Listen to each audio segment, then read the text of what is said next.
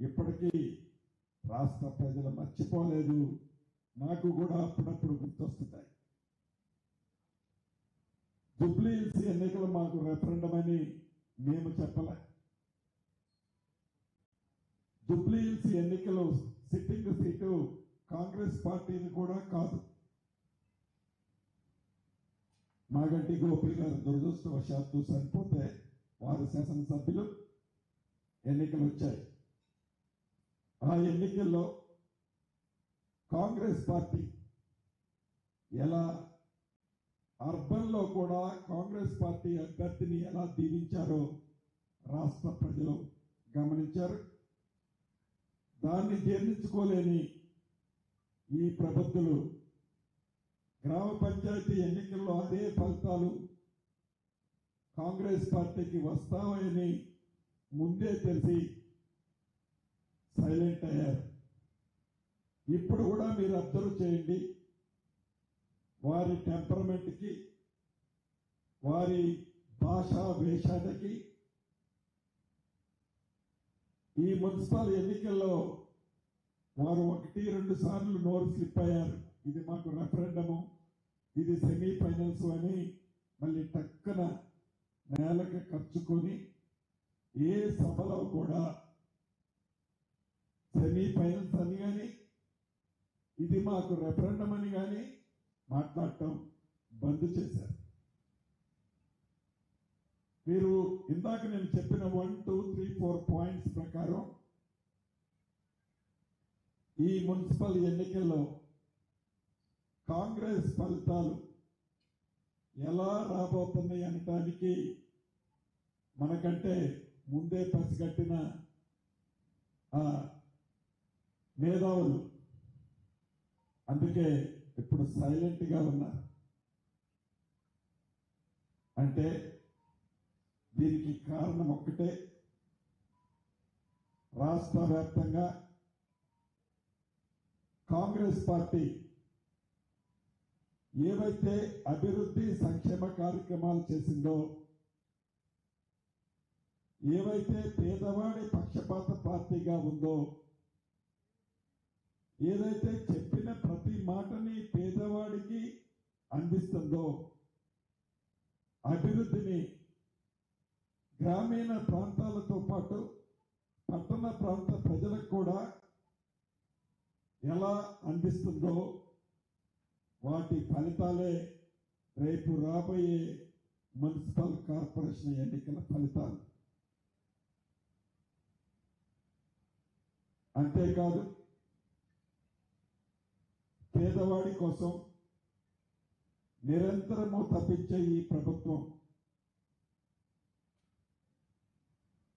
వచ్చి ఈ 2 సంవత్సరాలలో ఆనాటి దొరల పాలనలో పేదవాడి కష్టాలను విస్మరిస్తే, మర్చిపోతే, పేదవాడికి సంక్షేమ కార్యక్రమాలు ఇచ్చే దాంట్లో 200 యూనిట్లు ఉచిత విద్యుత్ ప్రతి పేదవాడి ఇంటికి ఇచ్చిన కార్యక్రమం కానీ, ప్రతి పేదవాళ్ళకి ఆనాడు ఇచ్చిన దొడ్డి బియ్యం కుక్కలు, పందులు, ఎలుకలు తినే ఆ దొడ్డి బియ్యాన్ని పేదవాడికి ఇచ్చి, ఆ పేదవాడి తినకుండా అతను పడుతున్న కష్టాన్ని చూసిన ఈ ప్రజా ప్రభుత్వం దేశంలో గొప్పలు చెప్పుకునే బీజేపీ పార్టీ పరిపాలించే రాష్ట్రాల్లో కూడా ఇవ్వకపోయినా తెలంగాణ రాష్ట్రంలో సన్న బియ్యాన్ని ఇచ్చిన ప్రభుత్వం కాంగ్రెస్ ప్రభుత్వం. అంతెందుకు, మీరు కూడా అనేక ప్రాంతాల్లో చూశారు, ఇందిరమ్మ ఇళ్ళు నిస్వార్థంగా ఎక్కడా చిన్న తప్పు జరగకుండా పార్టీలకు అతీతంగా ప్రతి పేదవాడికి ఒక ఇల్లు ఇవ్వాలనే తపనతో మొదటి సంవత్సరం మొదటి విడత రాష్ట్ర వ్యాప్తంగా 4.5 లక్షలు ఇల్లు ఇచ్చాం. ఈనాడు ఏ గ్రామానికి వెళ్ళినా, పట్టణ ప్రాంతాల్లో ఏ డివిజన్కి వెళ్ళినా మీకు దర్శనమిస్తుంటాయి ఇందిరమ్మ ఇల్లు, కడుతున్న ఇల్లు.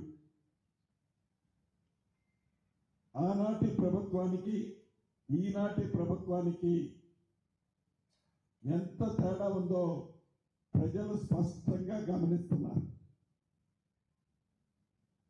ఇందిరమ్మ ఇల్లు అనేది ఒక ఇల్లే కాదు, అది పేదవాడి ఆత్మ గౌరవానికి చిహ్నంగా ఉండేది. అది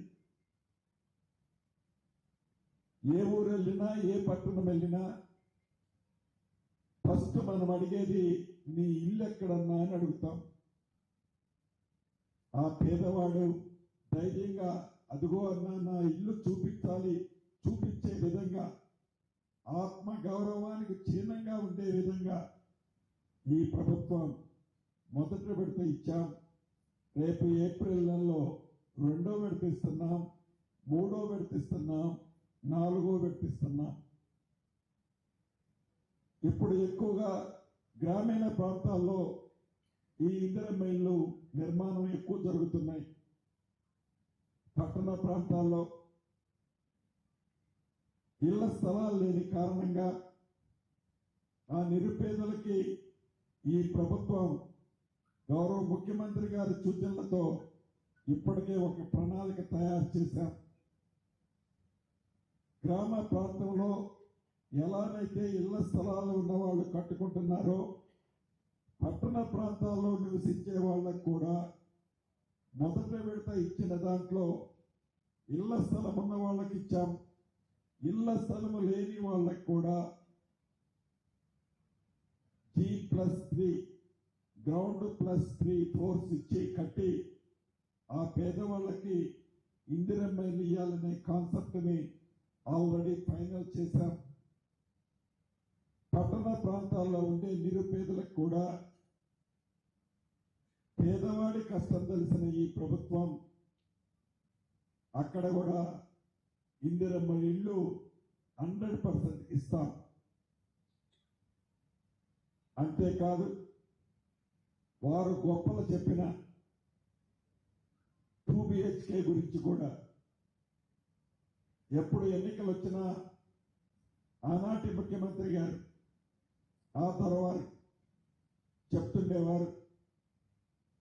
టీవీలలో, పేపర్లలో, ఫ్రంట్ పేజీల్లో ఎంచుకునేవాళ్ళు.